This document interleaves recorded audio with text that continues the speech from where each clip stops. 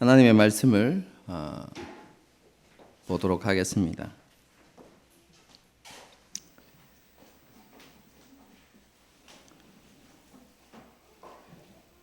지난주에 이어서 오늘도 누가복음 15장 11절에서 32절까지의 말씀을 살펴보도록 하겠습니다.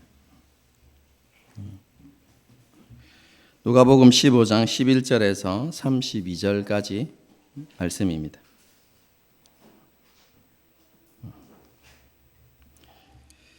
함께 하나님의 말씀을 읽도록 하겠습니다. 교독하시겠습니다. 제가 먼저 읽습니다. 또 이르시되 어떤 사람에게 두 아들이 있는데 그 둘째가 아버지에게 말하되 아버지여 재산 중에서 내게 돌아올 분깃을 내게 주소서 하는지라. 아버지가 그 살림을 각각 나눠 주었더니 그 후 며칠이 안 되어 둘째 아들이 재물을 다 모아 가지고 먼 나라에 가 거기서 허랑방탕하여 그 재산을 낭비하더니 크게 흉년이 들어 그가 비로소 궁핍한지라. 가서 그 나라 백성 중 한 사람에게 붙여 사니 그가 그를 들러 보내어 돼지를 치게 하였는데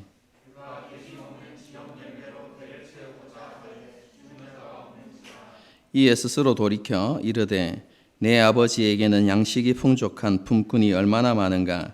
나는 여기서 줄여 죽는구나.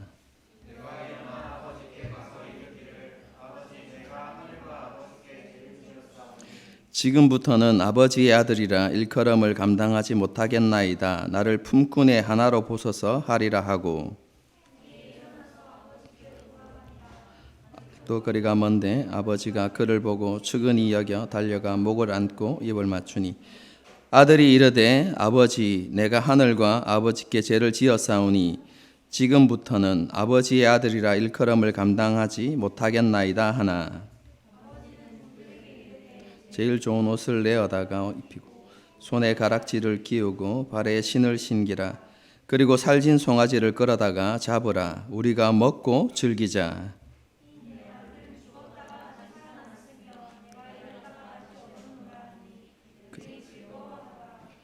맏아들은 밭에 있다가 돌아와 집에 가까이 왔을 때에 풍악과 춤추는 소리를 듣고 대답하되 당신의 동생이 돌아왔음에 당신의 아버지가 건강한 그를 다시 맞이하게 됨으로 인하여 살진 송아지를 잡았나이다 하니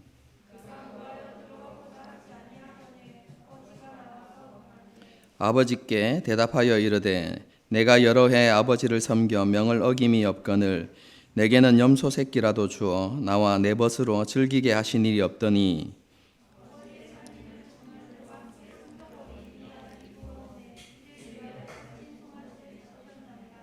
아버지가 이르되 예 너는 항상 나와 함께 있으니 내 것이 다 내 것이로되 내 동생은 죽었다가 살아났으며 내가 잃었다가 얻었기로 우리가 즐거워하고 기뻐하는 것이 마땅하다 하니라. 아멘.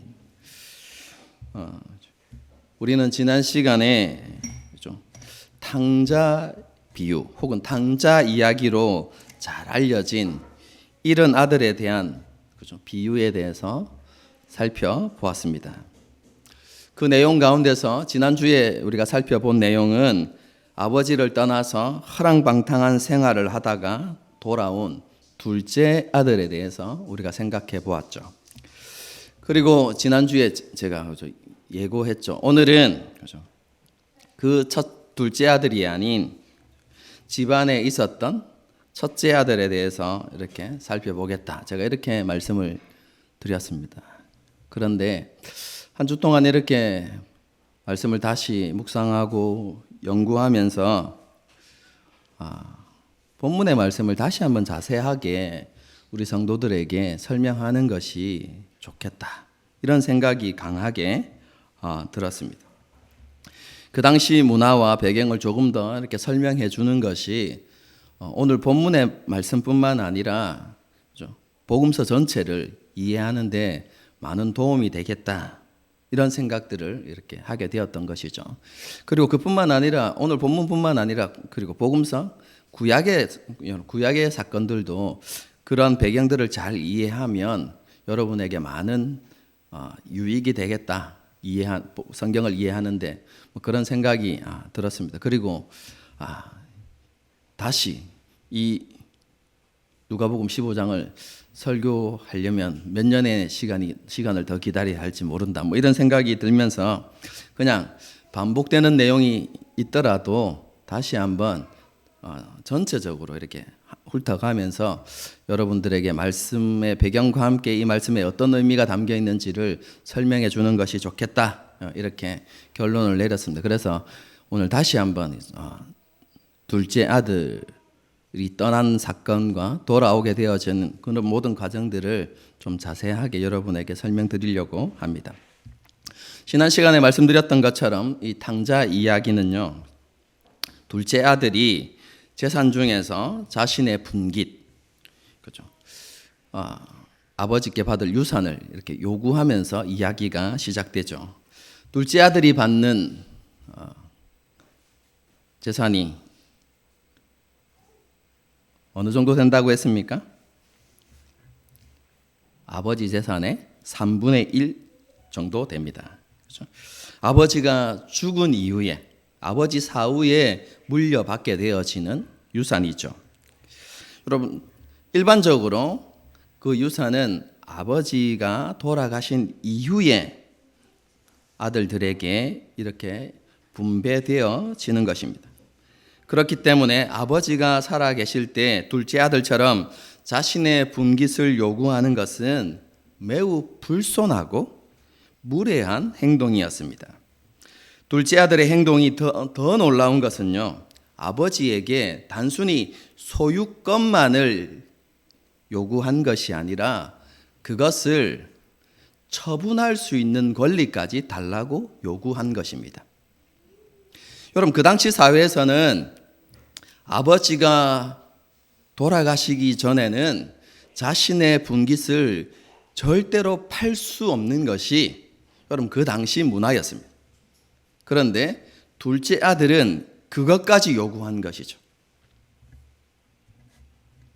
여러분, 이것은 지난 시간에도 언급했던 것처럼 아버지가 죽기를 바란다는 것과 동일한 의미를 가진다. 제가 이렇게 말씀을 드렸죠.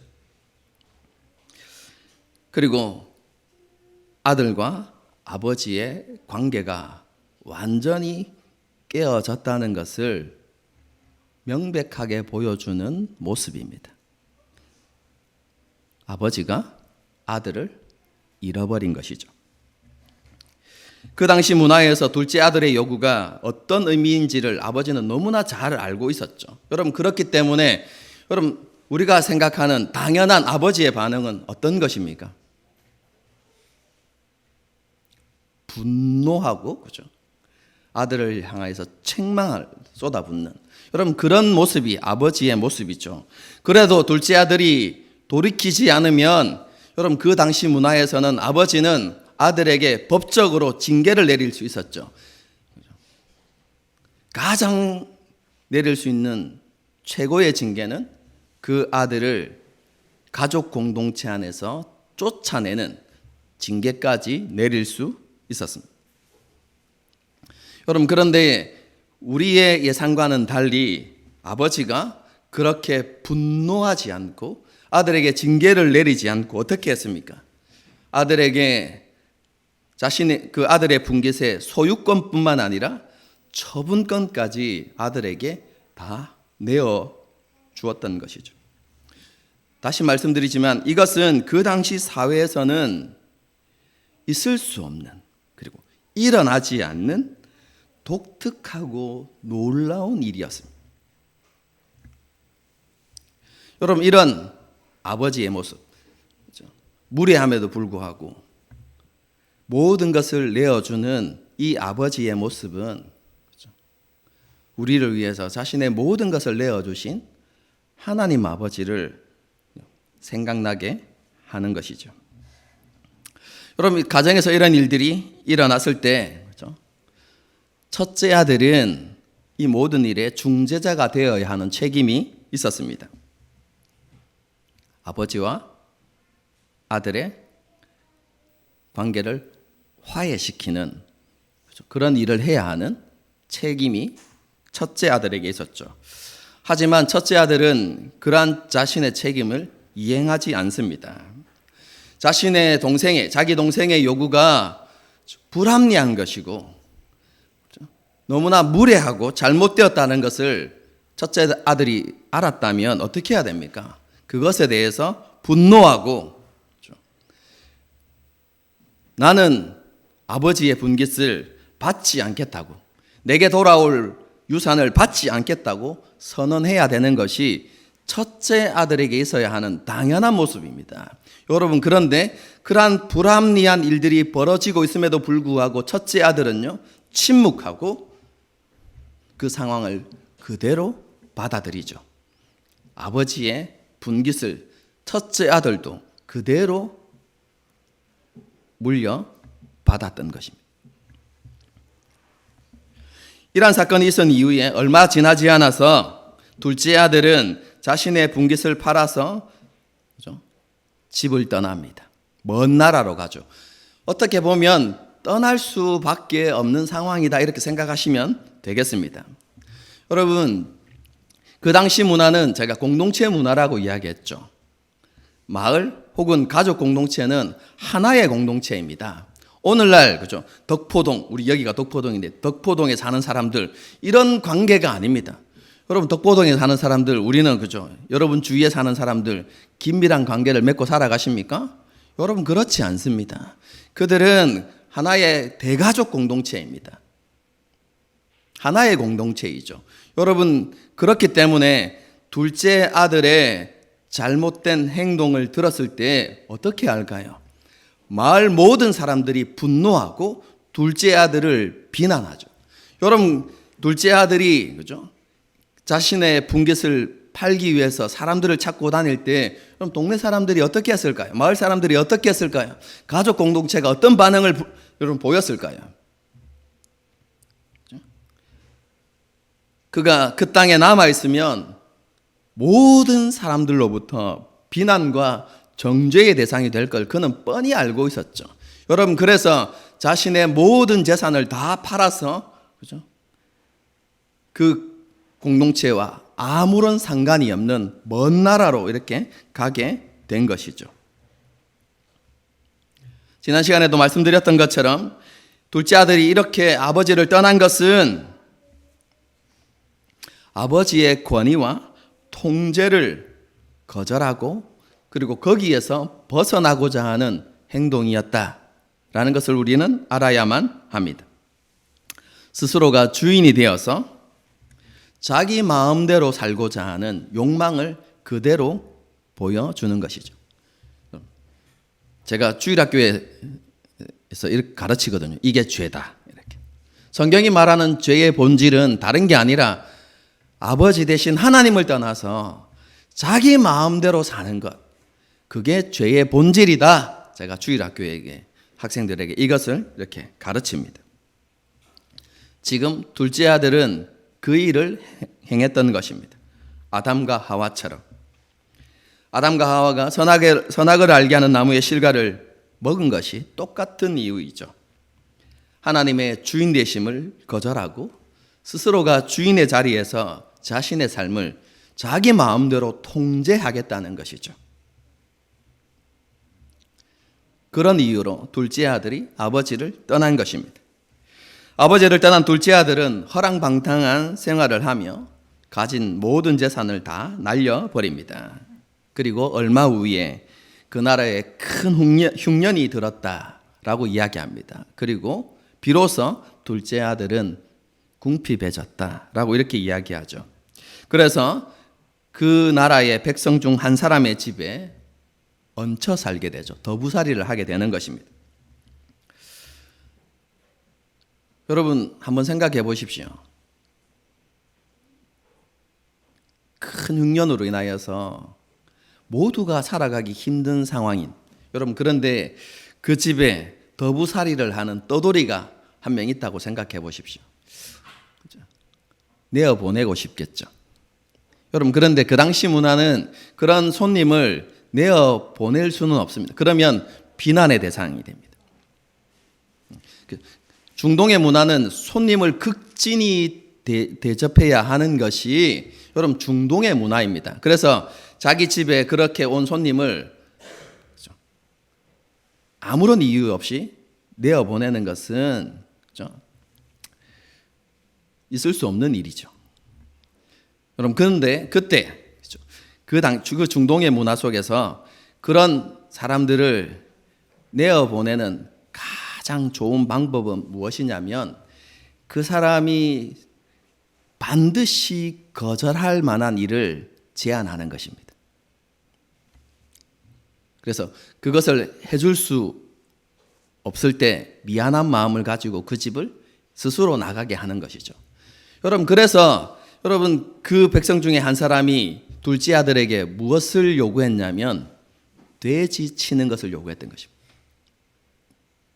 여러분 유대인들에게 여러분 돼지를 치는 것은 있을 수 없는 일이죠. 성경에서 말하는 부정한 일을 하는 것이거든요.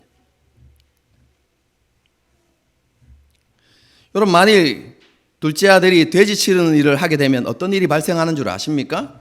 매일 돼지를 만질 것 아닙니까? 부정한 짐승을 만지게 되어지면 그는 항상 부정한 상태에 있는 것이죠. 여러분 그렇게 되어지면 안식일을 지킬 수 없습니다. 그리고 하나님 앞에 드리는 모든 종교의식, 제사를 포함한 그런 모든 예식을 행할 수 없는 것이죠. 부정해지기 때문에 하나님 앞에 나갈 수 없는 것이죠. 여러분 그래서 이것은 둘째 아들이 절대로 받아들일 수 없는 일 중에 하나였습니다. 그 일을 그 집주인이 요청한 것이죠. 여러분 그런데 예상과는 달리 어떻게 합니까? 이 둘째 아들이 그 모든 치욕과 모욕을 다 감수하면서 그 일을 하기로 받아들이는 것이죠.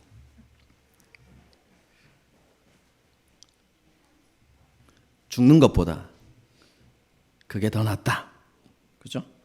이렇게 생각했던 것이죠. 그러면서 그는 그런 일을 하면서 자신의 배를 채우고 자신의 생명을 이어가려고 했던 것이죠. 여러분 그런데 상황은 둘째 아들의 의도대로 흘러가지 않았습니다.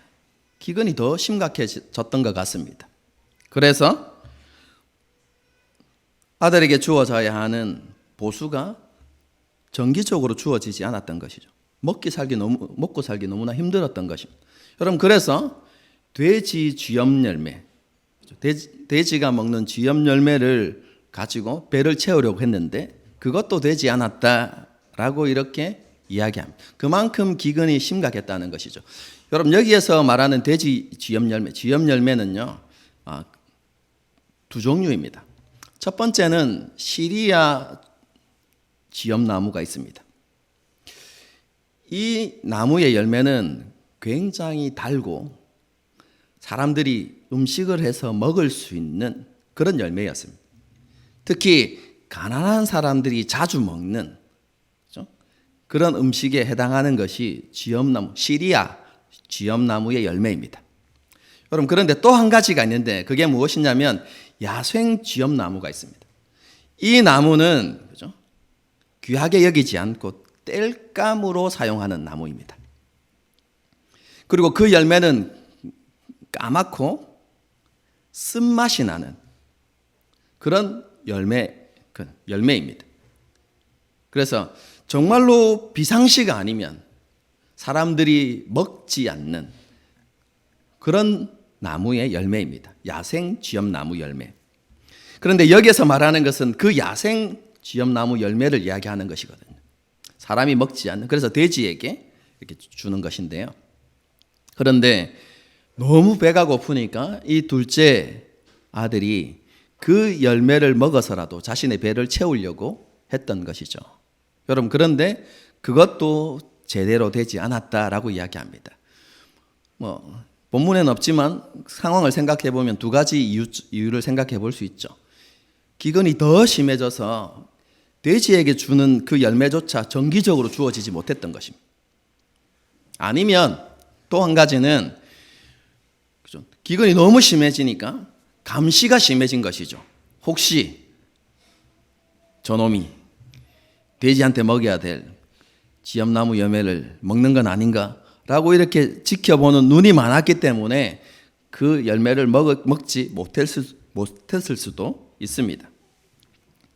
어쨌든 간에 둘째 아들의 계획은 실패로 돌아가고 굶주림이 찾아오게 되었던 것이죠. 아버지를 떠나서, 아버지의 권위를 벗어나서 자기 마음대로 살면 해방과 자유가 있을 것이고 참된 기쁨과 만족이 있을 거라고 그렇게 믿었는데, 아버지를 벗어나서 그렇게 자기 마음대로 살아갈 때 찾아온 것은 무엇입니까?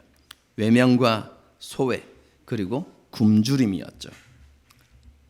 아들의 삶에서 종의 삶으로 전락하고 만 것이죠. 이것이 하나님을 떠난 인류의 삶을 축약적으로 이렇게 보여주는 것이다. 제가 지난 시간에 말씀을 드렸죠. 하나님을 떠나는 것은 자유를 향한 행진이 아닙니다. 죄와 사망의 권세에 매여서 종의 삶을 사는 결과를 가져오는 것입니다. 하나님의 권위 아래서 살아가기를 거절하면 자기가 주인이 되는 것이 아니라 죄의 종이 되어서 죄의 지배 가운데서 살아갈 수밖에 없다는 것이죠. 아들의 삶에서 이런 종의 삶으로 전락한 둘째 아들에게 고통과 함께 깊은 후회가 밀려오죠. 그리고 자신이 잘못했다는 것을 깨닫습니다. 하나님과 그리고 아버지에게도 큰 죄를 지었다는 것을 알게 되죠. 아버지의 권위를 무시하고 그 권위에 도전했던 자신의 모습이 떠올랐던 것이죠. 그뿐만 아니라 그는 아버지의 명예를 크게 실추시켰습니다. 여러분, 가부장 중심 사회에서 아버지의 명예를 떨어뜨리는 이 일은 중대한 죄에 해당하는 것이었다. 제가 이렇게 말씀을 드렸죠. 둘째 아들은 그런 행위를 했던 것이죠. 그 사회에서 아버지가 고개를 들고 살아갈 수 없는 그런 짓을 하고 만 것이었습니다. 그리고 이러한 중대한 범죄가 이루어졌을 때, 그렇죠? 제가 뭐라고 말씀드렸습니까? 단순히 그러한 죄를 저지른 아들이 아버지께 사죄하는 것만으로 그 모든 것이 여러분 해결되는 것이 아니라 그에 대한 합당한 배상이 이루어져야만 아버지와 아들과의 관계에서 화해가 이루어지는 것입니다. 여러분, 이런 배경 속에서 제가 18절과 19절의 말씀을 보아야 한다고 말씀드렸죠. 다시 읽어드리겠습니다. 내가 일어나 아버지께 가서 이르기를 아버지, 내가 하늘과 아버지께 죄를 지었사오니 지금부터는 아버지의 아들이라 일컬음을 감당하지 못하겠나이다. 나를 품꾼의 하나로 보소서 하리라 하고. 둘째 아들의 고백은 이런 의미입니다. 아버지, 저는 아버지의 집으로 들어갈 자격이 없습니다. 아버지의 명예를 실추시키고 경제적으로도 큰 손실을 입혔습니다. 그러니 저를 품꾼의 하나로 고용해 주십시오. 그러면 제가 열심히 일을 해서 아버지께 입혔던 모든 손실을 다 갚겠습니다. 이렇게 이야기한 것입니다. 그럼 둘째 아들은요, 깊은 후회와 깨달음 속에서 자신이 용서받을 수 있는 길은 노력해서 빚을 갚는 길뿐이다. 이렇게 했던 것이죠. 여러분, 그런데 아버지께로 돌아가는 일은 쉽지 않습니다. 왜 그렇습니까? 한번 생각해 보십시오. 하나의 공동체로 살아가는 그 마을에 둘째 아들이 돌아왔을 때 여러분, 어떤 일이 발생할까요? 눈에 보이지 않으면 모르지만 그가 눈에 보이면 그가 이전에 했던 그 악한 일들이 다 떠오르겠죠. 다시 비난하고 정죄하는 일이 생겨날 것입니다. 그것뿐만 아니라 나갔으면 뭐 해야 됩니까? 금이환영해야 되죠. 성공해서 돌아와야 되는데 모든 것을 다 잃어버린 채 빈털터리로 돌아왔을 때 여러분, 조롱의 대상이 되었을 것입니다. 돌아갈 때 그런 상황에 직면해야 된다는 것을 둘째 아들은 너무나 잘 알고 있었죠. 그럼 그것뿐만 아닙니다. 둘째 아들이 돌아오는 것을 형이 기뻐하지 않습니다.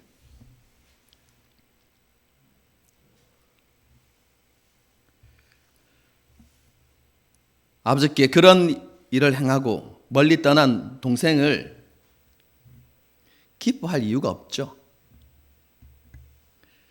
그렇지 않겠습니까?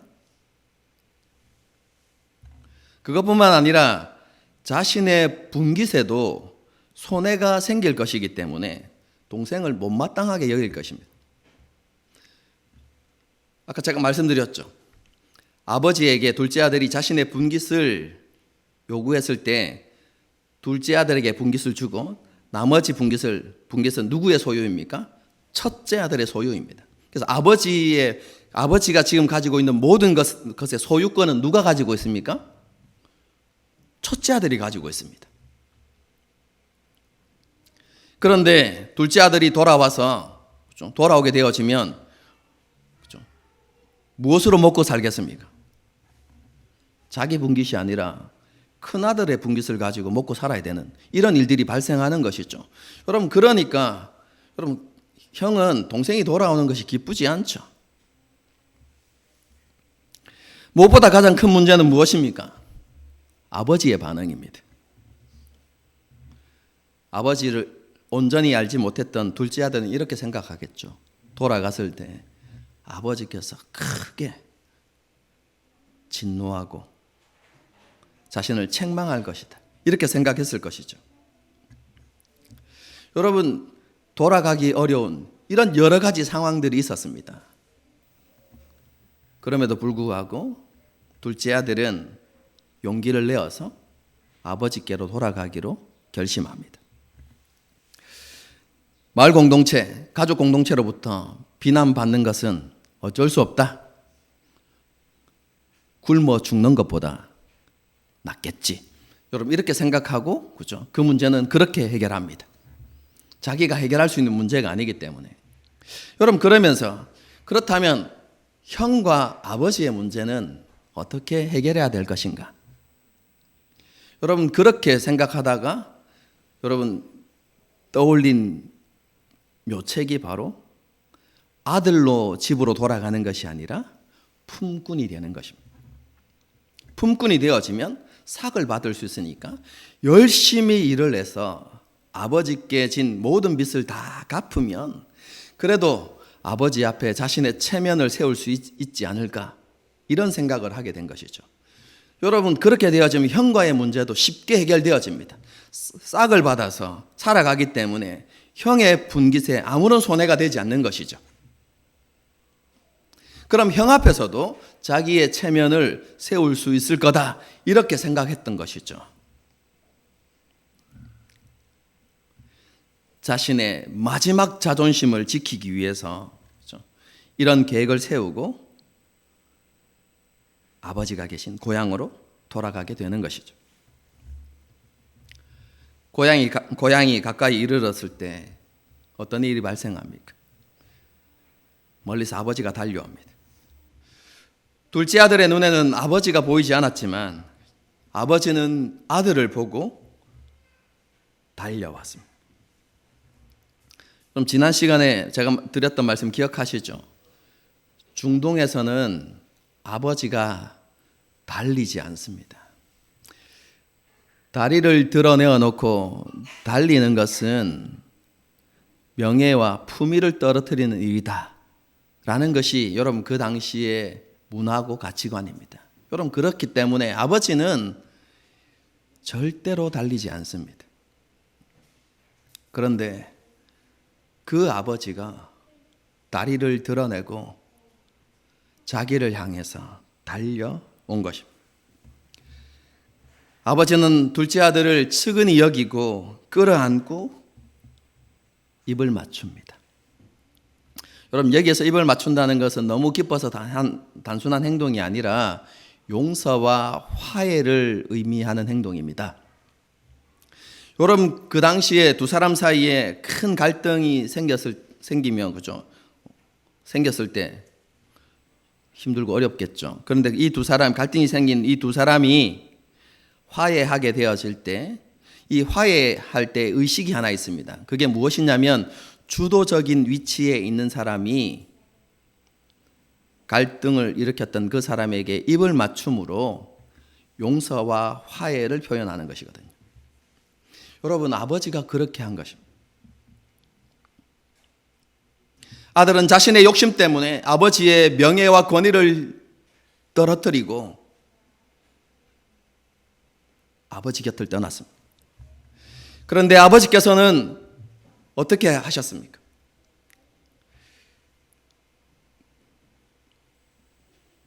그런 악한 아들을 다시 받으시기 위해서 자신의 모든 명예와 품위를 내려놓고 계신 것이죠. 그리고 그 아들을 용서한다는 의미로 끌어안고 입을 맞추었습니다. 여러분, 그때 둘째 아들이 이야기하죠. 21절의 말씀입니다. 아들이 이르되 아버지, 내가 하늘과 아버지께 죄를 지었사오니 지금부터는 아버지의 아들이라 일컬음을 감당하지 못하겠나이다. 여러분, 조금 이상하지 않습니까? 타국 땅에서 아버지께로 돌아가기 전에 그가 아버지 앞에서 해야 되겠다는 말은 이게 다가 아닙니다. 그 뒤에 하나의 표현이 더 있죠. 여러분, 그게 뭡니까? 나를 품꾼의 하나로 보소서입니다. 여러분, 이 문장이 더 붙어 있습니다. 여러분, 그런데 아버지를 만난 둘째 아들은 이 표현을 하지 않습니다.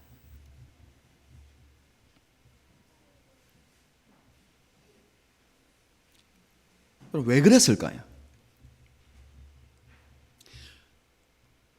조금 더 구체적으로 질문하면 왜 둘째 아들은 마음을 바꾸었을까요?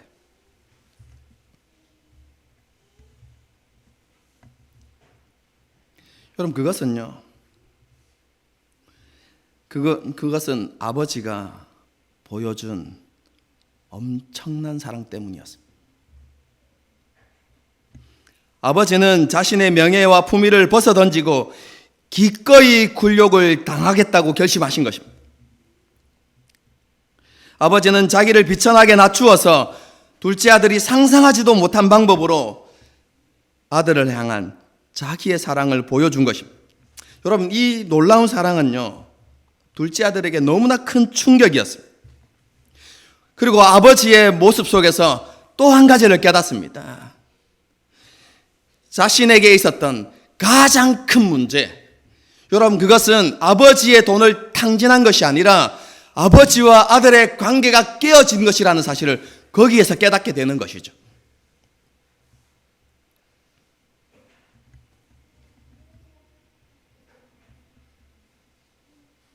그리고 둘째 아들은요, 아버지가 자기의 모든 것을 기꺼이 내어줌으로 아들과 아버지의 관계를 회복하기를 간절히 원하고 계신다는 것을 알았던 것이죠.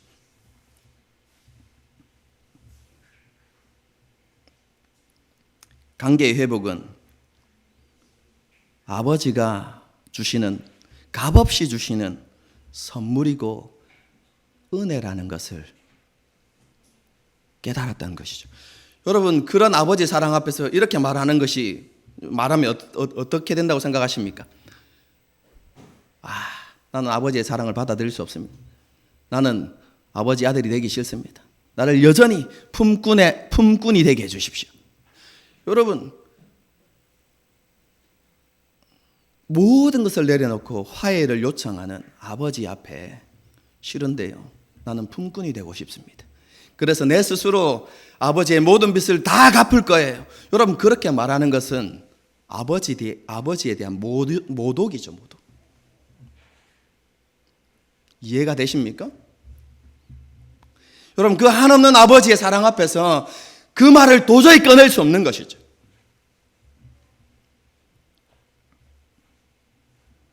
그래서 자신의 모든 계획들을 포기하고 아버지의 사랑을 인정하고 받아들이기로 한 것입니다.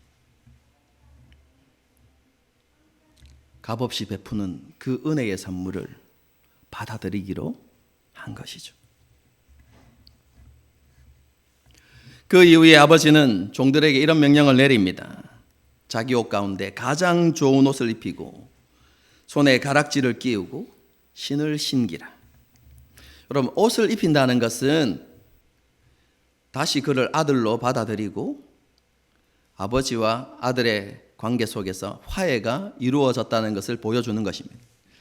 여러분, 마을 사람들, 가족 공동체가 아버지의 옷을 입은 아들의 모습을 한번 본다고 생각해 보십시오. 알게 되는 것이죠. 아버지와 화해가 이루어졌구나. 이것을 알게 되는 것이죠. 여러분, 가락지를 끼운다는 것은요, 그의 모든 지위를 다시 회복한다는 것이고, 그리고 아버지가 아들을 향하여서 나는 너를 신뢰한다 라고 말하는 것과 같습니다. 여러분, 신을 심기는 것은 어떤 의미입니까? 첫 번째는 그가 자유인이라는 것을 의미합니다. 종이 아니라는 것이죠. 품꾼이 아니라는 것입니다. 왜냐하면 그 당시 종은 신발을 신지 않았기 때문에 그렇습니다. 그가 자유인이다라는 것을 이야기하는 것이고요. 그리고 종들에게는 이런 메시지입니다. 그가 너희의 주인이다. 여러분, 그 당시 주인의 신발은 종이 신겨주는 것입니다.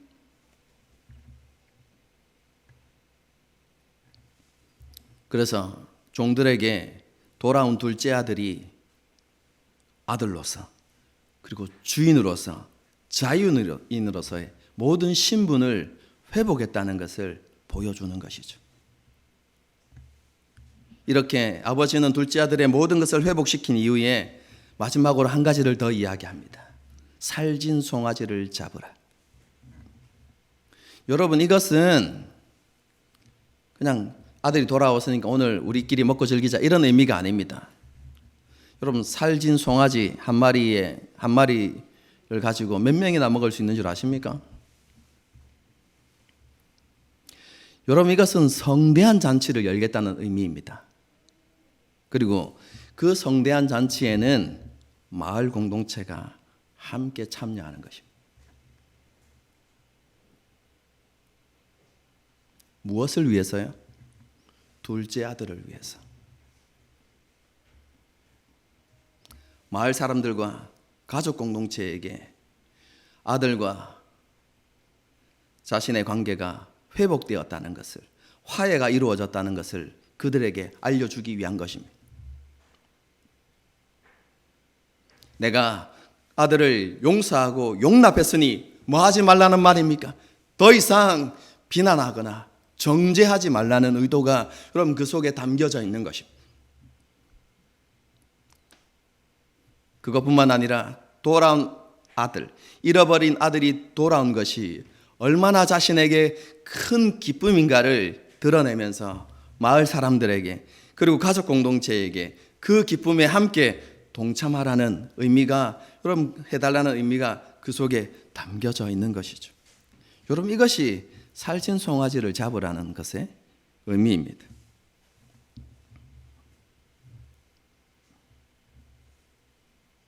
둘째 아들을 용서하고 용납하는 아버지의 이야기는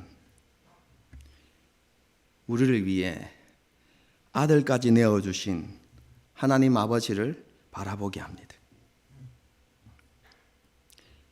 둘째 아들을 위해서 아버지가 자신의 명예와 품위를 내려놓고 여러분 굴욕을 당하지 않았더라면 여러분 어떤 일이 발생했을까요?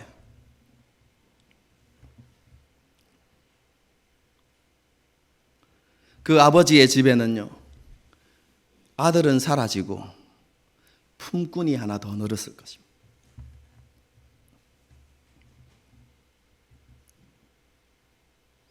다르게 이야기하면 아버지는 품꾼이 아닌 아들을 얻기 위해서 자신의 명예와 품위와 자신의 모든 것을 다 내려놓았다는 것이죠. 그리고 기꺼이 굴욕을 감당했습니다. 왜 그럴까요?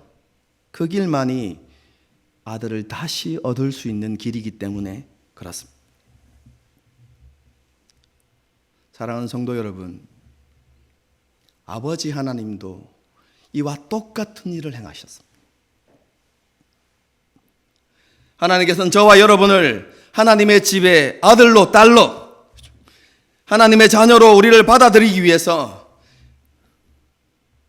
아들이신 예수 그리스도를 십자가에 못 박았습니다.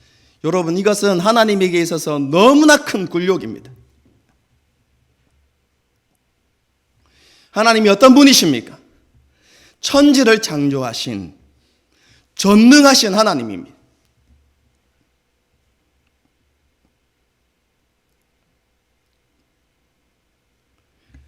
모든 것을 하실 수 있는 그 하나님께서 아들을 가장 비천한 죽음의 자리로 내모시는, 여러분, 그러한 굴욕을 당하신 거예요. 여러분,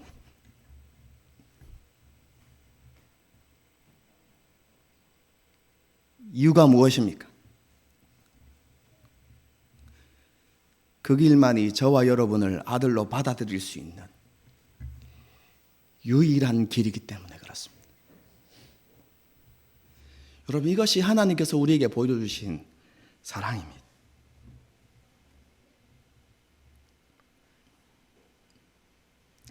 하나님께서는 그 일을 기꺼이 하셨습니다.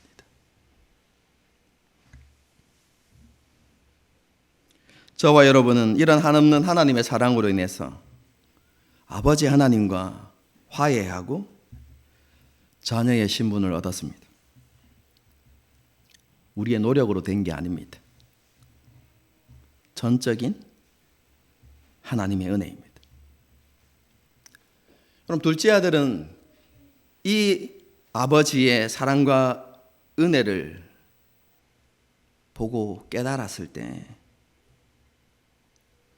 자기가 모든 것을 해결할 수 있다는 교만을 내려놓을 수 있었습니다. 주권자의 자리에서 내려와서 모든 주권을 아버지께 맡길 수 있게 된 것이죠.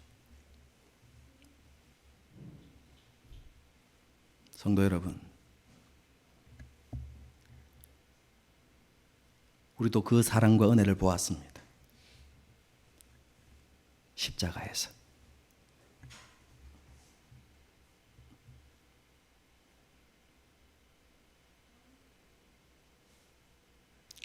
그 십자가를 바라보면서 우리는 알아야만 합니다. 하나님께서 그런 굴욕을 당하신 것은 우리가 종이 아니라 아들로서 살아가도록 하기 위함입니다. 아버지 하나님께서는요, 자신의 사랑과 은혜의 부요함 안에서 우리가 자녀의 삶을 살아가기를 원하십니다. 그런데 오늘날 여전히 교회 안에서 아들의 삶이 아니라 종의 삶을 살아가는 많은 그리스도인들이 있습니다. 어떤 그리스도인들입니까? 자기 힘으로 빚을 갚아보겠다고.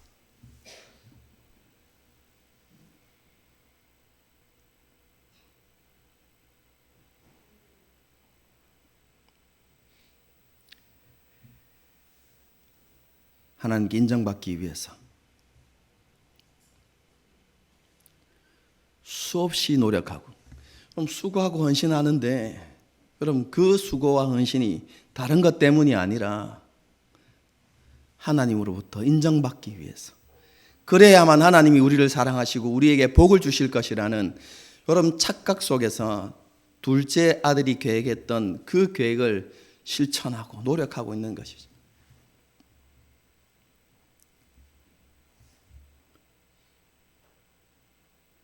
하나님은 우리가 그런 삶을 살지 않기를 원하십니다.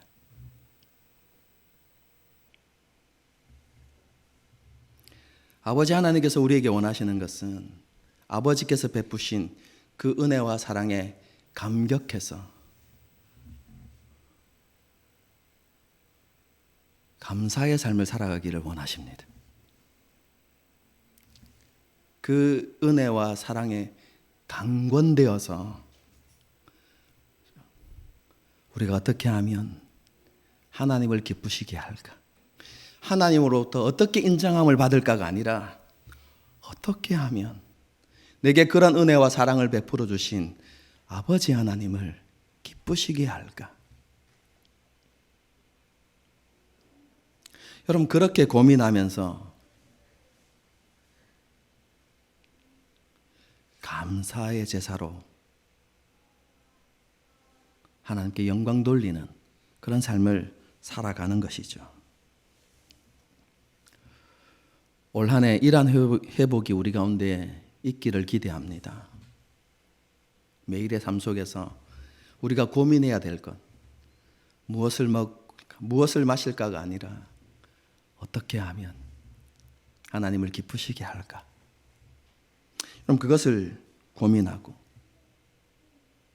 그리고 우리를 향한 하나님의 뜻과 계획을 깨닫고 그것을 위해서 우리 자신을 온전히 드림으로 하나님을 기쁘시게 하고, 그리고 그 하나님의 기쁨에 동참하고 하나님의 아버지 되심을 누리며 살아가는 저와 여러분이 될 수 있기를 주님의 이름으로 축복합니다. 함께 찬양하고 기도하는 시간을 갖도록 하겠습니다. 그렇죠?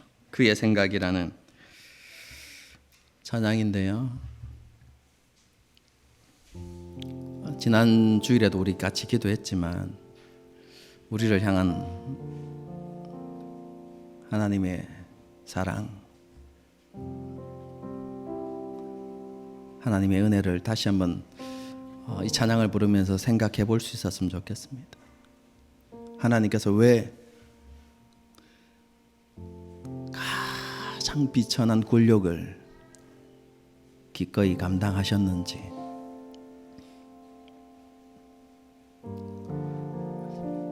그것이 저와 여러분 때문이라는 사실들을 기억하고 우리는 믿고 확신해야만 합니다.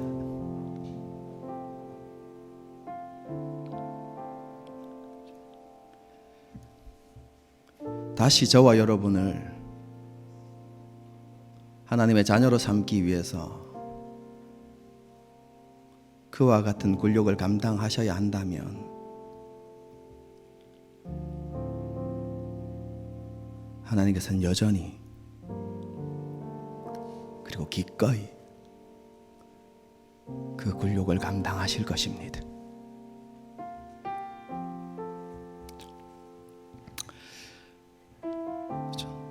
하나님 그렇게 우리를 사랑하십니다. 우리가 그런 하나님을 묵상하면서 함께 찬양을 부르도록 하겠습니다. 찬양하시겠습니다.